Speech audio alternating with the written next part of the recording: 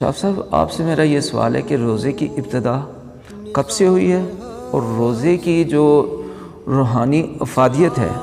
وہ کس طرح سے ہے؟ کچھ اس کے اوپر آپ روشنی ڈالیں گے؟ بسم اللہ الرحمن الرحیم۔ سیفی صاحب نے بہت کمال کا سوال پوچھا ہے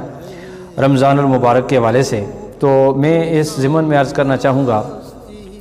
کہ جو روزہ ہے یہ ایک عجیب و غریب عبادت ہے۔ دیکھیں، اس میں آپ نے کھانا نہیں کھانا، پینا نہیں ہے، کچھ ایسے اللہ تعالیٰ کے احکام ہیں ان کے اوپر عمل کرنا ہے، کچھ چیزوں سے آپ نے رک جانا ہے۔ میں یہ چاہوں گا کہ اس کے اوپر میں تاریخی حوالے سے بھی بات کروں۔ قرآن مجید نے تو فرمایا ہے نا کہ جیسا کہ پہلے لوگوں پر روزے فرض کیے گئے تھے، اور ایک تاریخ میں ایک واقعہ آتا ہے کہ ایک قوم تھی،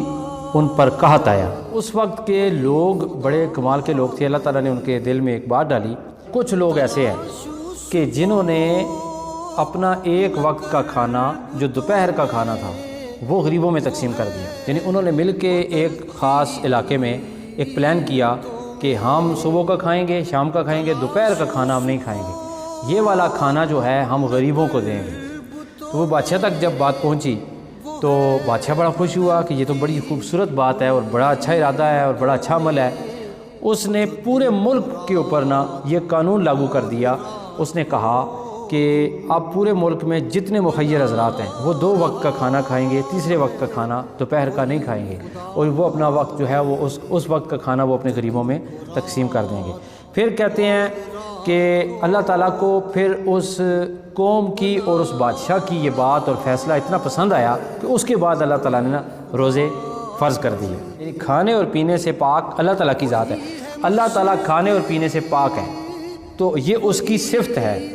اور اللہ تعالیٰ نے کمال محبت سے اپنے ماننے والوں کو،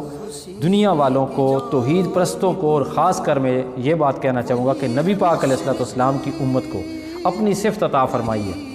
کہ تم کھانا نہیں کھاؤ گے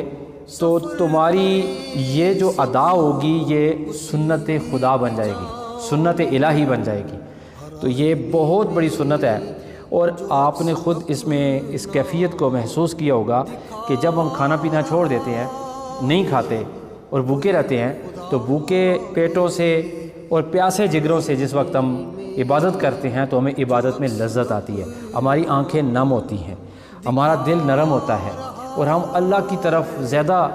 جو ہے وہ ہمارا میلان ہوتا ہے۔ تو اسی لیے جس وقت روزہ کھلنے کا ٹائم ہوتا ہے تو نبی پاک صلی اللہ علیہ وسلم نے ارشاد فرمایا کہ اس وقت کی دعا بڑی قبول ہوتی ہے، اس وقت کی دعا کبھی رد نہیں ہوتی۔ جیسے بندہ صبح کھانا کھاتا ہے نا، سحری کے وقت وہ سحری کرتا ہے، اس کے بعد دن کو کچھ نہیں کھاتا، پہلا حصہ دن کا گزرتا ہے، دوسرا حصہ گزرتا ہے، تیسرا حصہ، وہ آخری وقت ہوتا ہے اور بڑا کروشل وقت ہوتا ہے، برداشت کا وقت ہوتا ہے، بڑے تحمل کا وقت ہوتا ہے کہ انسان کی بھوک بھی عروج پہ ہوتی ہے، انسان کی پیاس بھی عروج پہ ہوتی ہے، وہ متصف بذات یعنی اللہ کی اس سنت میں وہ بالکل ایک عروج کی طرف جا رہا ہوتا ہے، وہ بالکل خدا کے قریب قرب و جوار میں اس کی رحمتیں وہ سمیٹ رہا ہوتا ہے۔ اللہ تعالیٰ کو یہ ادا بڑی پسند ہے کہ کوئی بندہ پیاسا ہے، کوئی بندہ بھوکا ہے، اسے احساس بھی ہوتا ہے۔ پھر جس وقت وہ دعا کرتا ہے، اللہ فرماتا ہے کہ میں روزہ کھلتے وقت یعنی افطار کے وقت کی دعا جو ہے وہ رد نہیں فرماتا، اس کو قبول کر لیتا ہوں۔ ایک اور بات میں یہاں پہ عرض کرنا چاہوں گا، اللہ تعالیٰ کے پیارے رسول پاک صلی اللہ علیہ وسلم کی حدیث مبارکہ ہے کہ اللہ تعالیٰ ارشاد فرماتا ہے الصوم لی فانا اجزی بہ، کہ روزہ میرے لیے ہے اور میں خود اس روزے کی جزا ہوں۔ دیکھیں کتنی عبادات ہیں، کس کس عبادت کو آپ دیکھیں گے کتنا ثواب ہے، ہر عبادت کا ثواب متعین ہے، ہر عبادت کا ثواب متعین، لیکن ایک روزہ ایسی عبادت ہے، واحد عبادت ہے، اللہ نے یہ نہیں فرمایا اس کے لیے 10 گنا ثواب ہے، 70 گنا ثواب ہے، بلکہ ثواب کی وہ حد اللہ تعالیٰ نے بتا دی جہاں پہ ساری حدیں ختم ہو جاتی ہیں۔ اللہ تعالیٰ فرماتا ہے کہ تم روزہ رکھو میری رضا کے لیے،